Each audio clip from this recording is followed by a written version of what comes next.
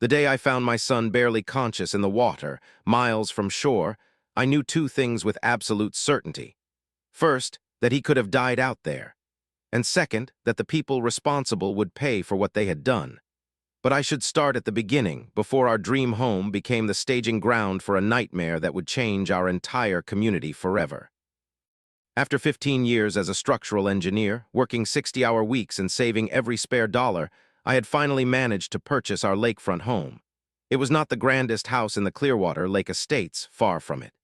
In fact, it was the smallest property in the development, a modest 3-bedroom with peeling paint and outdated fixtures.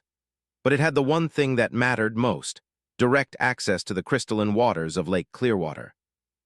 And for my 16-year-old son Tyler, that water represented something beyond price. Tyler had been a competitive swimmer since he was 7 years old. His mother and I had spent countless weekends at swim meets, watching our son slice through the water with a natural grace that took my breath away. Swimming was more than just a sport for him. It was his identity, his passion, his future. College scouts had already begun showing interest when he was just a freshman. But 2 years ago, everything changed. My wife Lisa, Tyler's mother and biggest supporter, was diagnosed with an aggressive form of cancer that took her from us in just 8 months. The loss devastated us both, but Tyler's grief manifested in ways that broke my heart. He quit swimming. He withdrew from friends. The confident, vibrant boy became a shadow, moving through his days with his eyes downcast, his shoulders hunched against a world that had taken his mother far too soon. The decision to move to Clearwater Lake Estates was driven by one hope: that living near the water might reignite something in my son. When I first showed him the property listing, I saw a flicker of interest in his eyes for the first time in months. "We could afford this?" he had asked, his finger tracing the shoreline in the photos. "Just barely," I admitted. "It would stretch us thin, but I think it would be worth it. What do you think, buddy?" He had nodded slowly, and I caught the faintest ghost of a smile. I could swim before school and after. That tentative enthusiasm was worth every penny of the mortgage that would keep me awake at night. We made the offer, stretched our finances to the breaking point, and somehow, miraculously, it was accepted. Perhaps the previous owners took pity on the single father and his grieving son. Perhaps fate finally decided to cut us a break. Whatever the reason, by early summer, we were moving our modest belongings into what felt like a mansion to us, our very own lakefront home. The neighbors seemed welcoming at first. Several families brought welcome baskets or stopped by to introduce themselves. Tyler and I spent those first few weeks painting, repairing, and making the place our own. I noticed how he would pause in his work to stare out at the lake, how his eyes followed the boats and jet skis cutting across the water. And then on a warm morning in late June, I woke to find a note on the kitchen counter: "Gone for a swim. Back by 8." Through the kitchen window, I spotted him, a solitary figure cutting through the still morning water with long, powerful strokes. I stood watching, coffee forgotten in my hand, as my son reclaimed a piece of himself that I had feared was lost forever. That morning marked the beginning of a new routine. Tyler would swim for an hour each morning, then again in the evening. I watched his shoulders straighten, his appetite return, his eyes regain some of their former light. When he announced that he wanted to try out for the high school swim team that fall, I had to turn away to hide the tears of relief that sprang to my eyes. Several neighbors commented positively on Tyler's dedication, watching him from their decks as he trained each day. But there were others, particularly a group of older, wealthier residents, who seemed less enchanted. I would catch them watching Tyler with narrowed eyes, whispering to each other as he cut through their pristine view. "You should know about the HOA," our next-door neighbor Martha warned me one evening as we both stood on our respective docks. "They take the rules very seriously around here, especially Richard Blackwell and his friends." "The HOA?" I asked, still naive about what those 3 letters would come to mean in our lives. "Homeowners Association," she explained. "Richard's been president for 12 years. They control everything: house colors, landscaping, dock specifications, lake usage. Just be careful. They're not always welcoming to newcomers, especially if you're not." She hesitated, searching for a diplomatic phrase, "in their financial bracket." I thanked her for the warning but dismissed it. After all, we were not breaking any rules. We were just living our lives, healing, rebuilding. How could anyone object to that? I would learn the answer all too soon. The first HOA warning arrived exactly 1 month after we moved in. A formal letter with the Clearwater Lake Estates letterhead informed me that our exterior paint color was not within approved community standards and must be changed within 30 days. I was confused. We had painted the house the exact same color as before, just fresher. When I called the number listed, a woman with a clipped, efficient voice informed me that the previous owners had been grandfathered in, but new residents needed to conform to updated standards. The approved colors, as it turned out, were all significantly more expensive brands than what I had already purchased and applied. But I complied, stretching our budget even thinner to repaint the entire exterior. No sooner had the paint dried than a second notice arrived, this one about our landscaping. Apparently, our lawn was 1/4 inch too high on the day of inspection. Then came citations about our mailbox design, the position of our trash cans, and the type of flowers I had planted along the walkway. Each violation came with a fine, each fine with a deadline, and each correction with a new expense we could barely afford. But we managed. I took on extra consulting work on weekends. We cut corners where we could. And through it all, Tyler continued to swim, finding strength and purpose in his daily routines. Then came the lake usage complaints. The first one seemed almost laughable. Excessive water disturbance during unauthorized hours. When I called to inquire, I was informed that while swimming was permitted, it should not create undue disturbance of the water's aesthetic tranquility before 9 a.m. Tyler had been swimming at 6:30 a.m. to allow time before school. I explained this at the next HOA meeting, expecting reasonable people to understand that a teenager's school schedule required early morning training.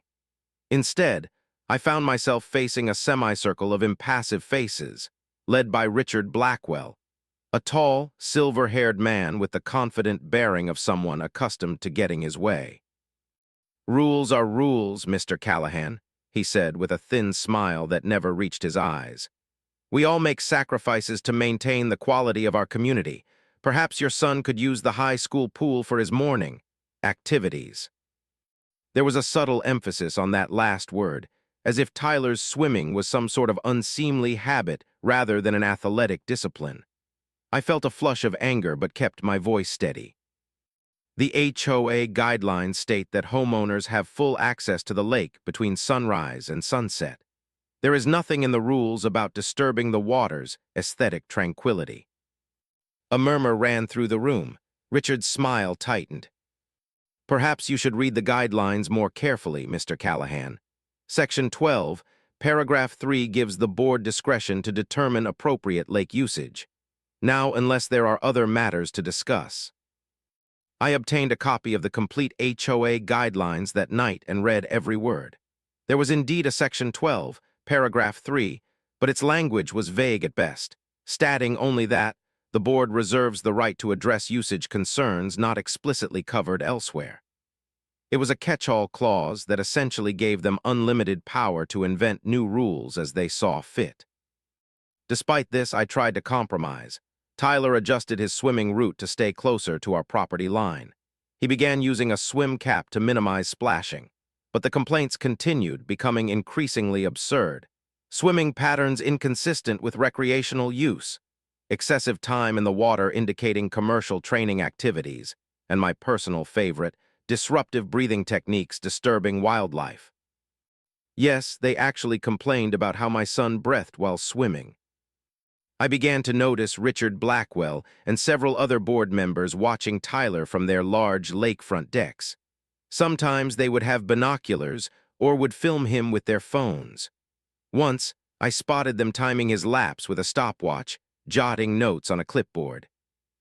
"Dad, they hate me, and I do not know why," Tyler confessed one evening after receiving direct glares from a group of residents while exiting the water. "I am following all their stupid rules." "They do not hate you," I assured him, though I was beginning to wonder. "They are just set in their ways. Keep swimming. You are not doing anything wrong." But as the weeks passed, the hostility became undeniable. At a neighborhood barbecue, I overheard Richard talking to several of his friends, not realizing I was within earshot. The Callagans simply do not understand the caliber of Clearwater Estates, he was saying, swirling an expensive scotch. That eyesore they call a house barely met the square footage requirements, and now the boy treats our lake like a public pool. He chuckled, the others joining in. Perhaps we should remind them of their position in our community hierarchy. I should have confronted him then, should have called him out on his elitism and veiled threats. Instead, I walked away, telling myself that engaging would only make things worse. That mistake haunts me still, because what I interpreted as petty snobbery was something far more sinister, as we would soon discover. When Tyler made the high school swim team that fall, not just made it, but was immediately positioned as their top distance swimmer, his confidence soared. He began training even more diligently, his times improving weekly. The coach spoke of state championships, of college scholarships. For the first time since his mother's death, Tyler was looking toward the future with hope. And that, I think, is what finally pushed Richard Blackwell and his cronies over the edge. They could not stand to see the boy from the smallest house on the lake succeeding, claiming the water they considered their exclusive domain. They were about to show us just how far they were willing to go to put us in our place. The announcement of the annual Clearwater Lake Tournament came in late September. This was apparently the social event of the year, a weekend of boating competitions, fishing contests, and swimming races, culminating in a gala awards dinner at the Lakeside Clubhouse. The centerpiece was the long-distance endurance swim, a prestigious 5K open water race around the lake's perimeter. "Dad, I want to enter," Tyler said, his eyes alight with an excitement I had not seen in years. "Coach says I could win it." "Are you sure?" I asked, thinking of the hostility we had faced. It might just provoke them more. Tyler's expression hardened with a determination that reminded me painfully of his mother. "I am not going to let them keep me from swimming in my own lake. We have just as much right to be here as they do." I could not argue with that, so I helped him complete the registration form and paid the substantial entry fee, ignoring the sinking feeling in my stomach. The first sign of trouble came when Tyler's registration was mysteriously lost. When we submitted it again, there were unexplained technical issues. It was only after I threatened to contact the Township Recreation Department, which officially sanctioned the event, that his registration was finally processed, just hours before the deadline. At the pre-tournament meeting, the frosty reception was unmistakable. The other competitors, mostly the children and grandchildren of longtime residents, clustered together, while Tyler sat alone, studying the course map with intense concentration. I noticed Richard Blackwell and two other HOA board members, Harold Jenkins and William Foster, watching my son with what I can only describe as calculating expressions. "Something's not right," I murmured to Tyler as we walked to our car afterward. He shrugged, trying to appear unaffected. "They are just worried I will win." I wish that had been true. I wish their concern had been merely about losing a trophy. But as I would learn, they had something far more sinister planned, something designed not just to exclude Tyler, but to break him. The morning of the tournament dawned clear and perfect. The lake gleamed like polished glass in the early light as competitors and spectators gathered at the main beach. Tyler was focused and calm, going through his warm-up stretches with methodical precision. I felt a surge of pride watching him, so professional, so dedicated. When the competitors were called to check in, I noticed something odd. While the other swimmers were directed to the main staging area on the beach, a tournament official pulled Tyler aside. "You will be starting from the North Point," the man informed him, not meeting his eyes. "Special qualification heat for new participants." Tyler looked confused, but the map showed everyone starting from here. "Change of plans," the man said shortly. "There's a boat waiting to take you to your starting position." Before I could protest, Tyler was being led toward a sleek motorboat where, to my alarm, Richard Blackwell, Harold Jenkins, and William Foster waited. Richard gave me a smug little wave as Tyler climbed aboard. "Dad, I will see you at the halfway checkpoint," Tyler called as the boat pulled away. An uneasy feeling settled in my stomach as I watched the boat speed across the lake, but I told myself I was being paranoid. This was an official community event. Surely even Richard would not try anything inappropriate with so many witnesses around. I positioned myself at the halfway checkpoint, a floating platform where swimmers would touch before completing the second half of the course. The main group of swimmers started their race, and soon the lake was dotted with bright swim caps as they made their way along the course markers. 1 hour passed, the fastest swimmers began reaching the halfway point. Then another half hour, more swimmers touched the platform and continued, but there was no sign of Tyler. By the 2 hour mark, my concern had escalated to alarm. I approached one of the race officials, a young woman with a clipboard. "My son, Tyler Callahan, he was in a separate qualifying heat. Have you seen him come through?" She checked her list, frowning. "I do not have a record of a separate heat." Cold fear washed over me. He was taken by boat to the North Point. Richard Blackwell and 2 other board members were with him. She looked confused. "That is not part of the official race protocol. All swimmers started from the main beach." I must have gone pale because she quickly added, "Let me check with the head official." The next 20 minutes were a blur of questions, confusion, and rising panic. No one seemed to know anything about a separate starting point or qualifying heat. Tyler was not on any of the checkpoint lists. He had effectively vanished. Finally, a young man in a volunteer t-shirt approached me hesitantly. "Sir, I heard you asking about your son. I saw something that did not seem right earlier." My heart hammered in my chest. "What did you see?" He lowered his voice. "Mr. Blackwell's boat did not go to the North Point. They went east, toward the deeper part of the lake, way beyond the race boundaries. I noticed because I was on safety patrol and they were heading out of the designated area." The world seemed to tilt beneath my feet. "Are you certain?" He nodded. "Yes, sir, and they were out there for about 20 minutes before the boat came back. But," he hesitated, "I only saw the 3 men return, not your son." In that moment, I knew. I knew with a sickening certainty that my boy was in danger. I do not remember clearly what happened next. I know I grabbed the nearest boat owner I could find, a neighbor named Frank who had always been decent to us. I remember his alarm as I frantically explained the situation, how he immediately turned his craft toward the eastern part of the lake, opening the throttle fully as we sped across the water. "We will find him," Frank kept saying as I scanned the vast expanse of water, my heart threatening to burst from my chest. "We will find him." We searched for nearly an hour, moving in expanding circles from where the volunteer had last seen Blackwell's boat. The lake stretched for miles, with secluded coves and inlets where a swimmer could easily be overlooked. I called Tyler's name until my voice grew hoarse, the sound echoing back from the surrounding hills with no answer. It was Frank who spotted him first, a small dark shape in the water, nearly 2 miles from the nearest shore. "There," he shouted, pointing toward what looked at first like floating debris. As we drew closer, I recognized the black swim cap, the weakly moving arms. Tyler was trying to stay afloat, but his movements were sluggish, uncoordinated. He was barely keeping his head above water. "Tyler," I screamed as we approached, "hold on, son." His face when he turned toward us, I will never forget it as long as I live.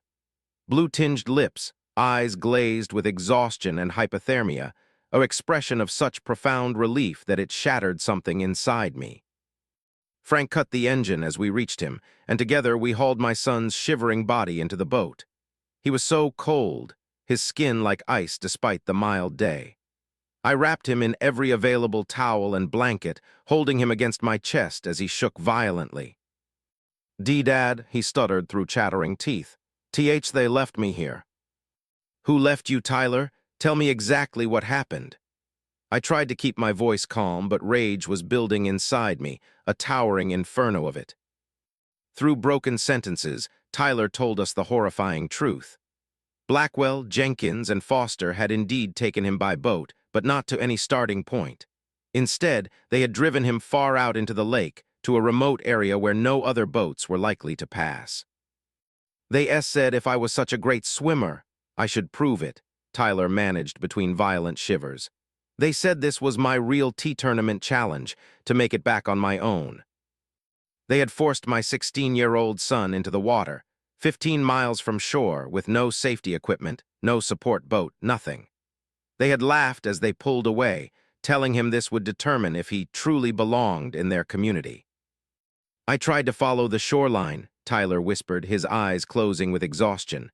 But it was so far, I got confused. The current. Keep him awake, Frank urged as he gunned the engine toward shore. He needs medical attention immediately. As we sped back toward the marina, I held my son close, whispering reassurances while fighting back tears of rage and fear. The tournament officials and a small crowd had gathered at the dock, alerted by Frank's radio call. Among them, I spotted Richard Blackwell and his 2 accomplices, looking significantly less composed than usual.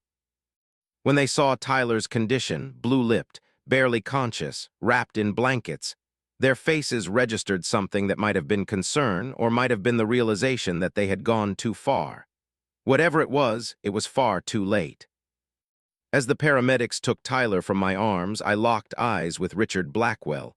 No words were exchanged. None were needed. In that moment, he knew exactly what was coming, and for the first time, I saw fear in his eyes. The next 3 days were the longest of my life. Tyler was admitted to the intensive care unit with severe hypothermia, exhaustion, and early signs of secondary drowning, a condition where water in the lungs causes inflammation and fluid buildup. The doctors were gravely concerned about potential organ damage from the prolonged cold exposure and oxygen deprivation. I barely left his side, sleeping in a chair by his bed, waking at every beep of the monitors or change in his breathing. During brief moments when he was awake and lucid, he provided more details about the ordeal, how Blackwell and the others had mocked him, how they had deliberately taken his emergency whistle before forcing him into the water, how they had circled the boat around him once before speeding away, laughing at his predicament. Each new detail stoked the fire of my rage, but I kept my expression neutral, focused solely on Tyler's recovery. There would be time for justice later. First, my son needed to heal. While Tyler slept, I began making phone calls. First to the police, who took initial statements in the hospital room, their expressions growing increasingly grim as they documented the events. Then to Child Protective Services, who opened an immediate investigation given the deliberate endangerment of a minor. Finally, to an attorney recommended by Frank, a former prosecutor who specialized in cases involving criminal negligence and child endangerment. What they did was not just reckless, the attorney, Diane Reynolds, told me bluntly after reviewing the initial facts. It was deliberately malicious, with clear intent to intimidate and endanger a minor. This is a criminal matter, Mr. Callahan, not just a civil one. A breakthrough in building our case came on the second day of Tyler's hospitalization. A young man named Jason arrived at the hospital, introducing himself as one of the boat safety monitors from the tournament. "I did not like the way they were acting with your son," he explained, clutching his cap nervously in his hands. "Something seemed off, so when they took him away from the starting area, I followed at a distance in one of the safety boats." Jason had witnessed the entire incident. More importantly, he had documented it. He had photos showing Tyler being forced into the water far from shore. He had recorded the GPS coordinates proving exactly how far out they had taken him. And most damning of all, he had managed to capture audio of Blackwell telling Tyler this was to teach him and his father where they belonged in the community hierarchy. "I was too far away to intervene safely," Jason admitted, shame evident in his voice. "By the time I realized what they were doing, they were already heading back, and I was afraid they would notice me. I should have acted sooner. I am so sorry." I clasped his shoulder, fighting back tears. "You did more than anyone else. You got evidence, and you are here now."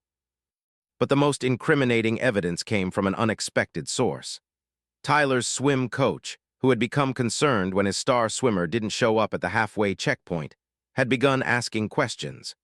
One of those questions led him to a teenage boy, Richard Blackwell's nephew, who had been present when the 3 men planned their lesson for Tyler. The boy, feeling guilty about what had happened, turned over text messages exchanged between the 3 men in a group chat. The messages were explicit, detailing their plan to scare the Callahan kid straight and show him he does not belong in our lake. They had discussed how far out to take him, with Foster suggesting a point known for its strong currents. They had even placed bets on how long he would last before having to call for help, not realizing they had left him with no means to do so. By the time Tyler was released from the hospital on the fourth day, still weak and requiring follow-up care, but out of immediate danger, I had accumulated a devastating case against Richard Blackwell, Harold Jenkins, and William Foster. The detective assigned to our case reviewed the evidence and did not mince words. We are looking at multiple felony charges here: reckless endangerment of a minor, attempted involuntary manslaughter, child abuse, criminal negligence. These men could be facing significant prison time. When I told Tyler about the building legal case, expecting him to feel vindicated, he surprised me with his response. "I just want to swim again, Dad," he said quietly, looking out the hospital window toward the distant lake. "I do not want to be afraid of the water." His simple wish strengthened my resolve. This was not just about punishment, it was about reclaiming what these men had tried to take from us. Our home, our community, my son's healing place. And I would make certain they never harmed another family again. The arrests took place exactly 1 week after the incident. Local police, accompanied by county sheriffs, arrived at the homes of Richard Blackwell, Harold Jenkins, and William Foster simultaneously at 6 a.m. on a Saturday morning, ensuring plenty of witnesses in the community as the 3 prominent men were led away in handcuffs. Their bewilderment was apparent even from the news footage that later appeared. These were men accustomed to deference, to operating with impunity within their small fiefdom. The concept that their actions had real, legal consequences seemed genuinely foreign to them. "This was a harmless swimming challenge," Blackwell told reporters as he was led to a police car. "The boy was never in any real danger. This has been blown completely out of proportion." His protests rang hollow against the medical reports detailing Tyler's near-death condition, the GPS data showing the remote location where he had been abandoned, and the text messages revealing their deliberate intent to endanger him. The district attorney, after reviewing the evidence, chose to pursue maximum charges. "This case represents one of the most disturbing examples of adult bullying and child endangerment I have seen in my career," she stated at the press conference announcing the charges. "That it was perpetrated by community leaders makes it all the more reprehensible." The preliminary hearing was scheduled with unusual speed, reflecting the serious nature of the charges and the clear evidence. I sat with Tyler in the courtroom, my arm protectively around his shoulders as the 3 defendants entered in their expensive suits, their expressions a mixture of indignation and disbelief. Their defense strategy became immediately apparent: minimize the danger, claim it was a misunderstanding, paint it as a character-building challenge that had unfortunately gone awry. Their high-priced attorneys spoke of community traditions, of rites of passage, of toughening up the younger generation. That strategy collapsed the moment the prosecution played the audio recording of Blackwell telling my son, "Let's see if you make it back, boy. That will determine if you and your father belong here." The judge's expression darkened visibly. By the end of the hearing, all 3 men were bound over for trial on all counts, with bail set at amounts that even they found significant. As news of the case spread, something unexpected began to happen in our community. People started to talk, at first in whispers, then more openly. Other families who had been targeted, intimidated, or harassed by the HOA leadership began sharing their stories. A pattern emerged of selective enforcement, financial irregularities, and systematic bullying of residents who did not fit the right profile, particularly single-parent households, racial minorities, and those with more modest homes. One elderly couple came forward with evidence that they had been fined repeatedly for violations that didn't exist in the written rules until they finally felt pressured to sell their home, which was then purchased by a relative of Richard Blackwell at below market value. A Hispanic family shared documentation of being cited for the exact same yard decorations that were permitted for white residents. A single mother described how her children had been banned from using community facilities over minor infractions, while the children of board members faced no consequences for far more disruptive behavior. The HOA board, now in disarray with three of its most powerful members facing criminal charges, attempted to continue business as usual. They called an emergency meeting, ostensibly to address community concerns, but really to close ranks and protect the remaining power structure. They were not prepared for what happened next. More than 200 residents, the largest turnout for an HOA meeting in the community's history, packed the clubhouse that evening. One by one, they stood to share their experiences, their frustrations, their fears of speaking out until now. The remaining board members sat in stunned silence as the carefully cultivated image of their prestigious community crumbled in real time. When every story had been heard, a motion was called from the floor, an immediate vote of no confidence in the current board and a special election to replace them entirely. The motion passed with overwhelming support. The election held 2 weeks later transformed the leadership of our community. The new board included a diverse cross-section of residents, a retired teacher, a nurse, a construction worker, a single mother, and yes, much to my surprise, me. Despite my protests that I had no experience with community governance, my neighbors insisted that my willingness to stand up against injustice was exactly what was needed. Our first act as a new board was to commission a complete review of the HOA regulations, eliminating vague clauses that had been used for selective enforcement and creating clear, fair guidelines that applied equally to all residents. We established a transparent grievance procedure with checks and balances to prevent future abuses of power. We opened all financial records for review, discovering in the process several irregularities that would later result in additional legal problems for the former leadership. But perhaps the most meaningful change came in the form of a community-wide gathering at the lakefront one sunny Saturday, 6 weeks after the incident. Residents of all ages gathered to witness a special ceremony, the presentation of an honorary lifeguard certification to Tyler from the County Water Safety Commission. This young man survived an ordeal that would have claimed many experienced adult swimmers, the commissioner announced to the assembled crowd. His courage, endurance, and refusal to give up represent the very best qualities we hope to instill in our lifeguards. As Tyler accepted the certificate, his face flushed with embarrassment and pride, the entire community rose in a standing ovation. The lake that had nearly claimed his life was now officially his domain too, his right to be there recognized and celebrated by all. Later that same day, several teenage residents organized a community swim with Tyler leading the way. It was a powerful moment of healing, watching my son enter the water without fear, surrounded by new friends who had come to admire his resilience and character. "They were wrong about us, Dad," Tyler said as we walked home that evening, the setting sun painting the lake in shades of gold and crimson. "We do belong here." The criminal trial of Richard Blackwell, Harold Jenkins, and William Foster began 3 months later.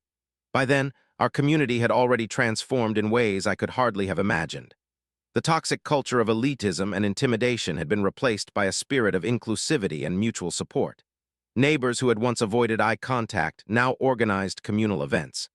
The lakefront, once treated as the private domain of a privileged few, became a gathering place for all residents. Tyler had returned to competitive swimming, though his coach noted a change in him, a new depth of determination, a quiet strength forged through adversity. He no longer swam to please others or to prove himself. He swam because the water was where he found his peace, his connection to himself and to the memory of his mother. The trial itself lasted 2 weeks, though it could have been shorter.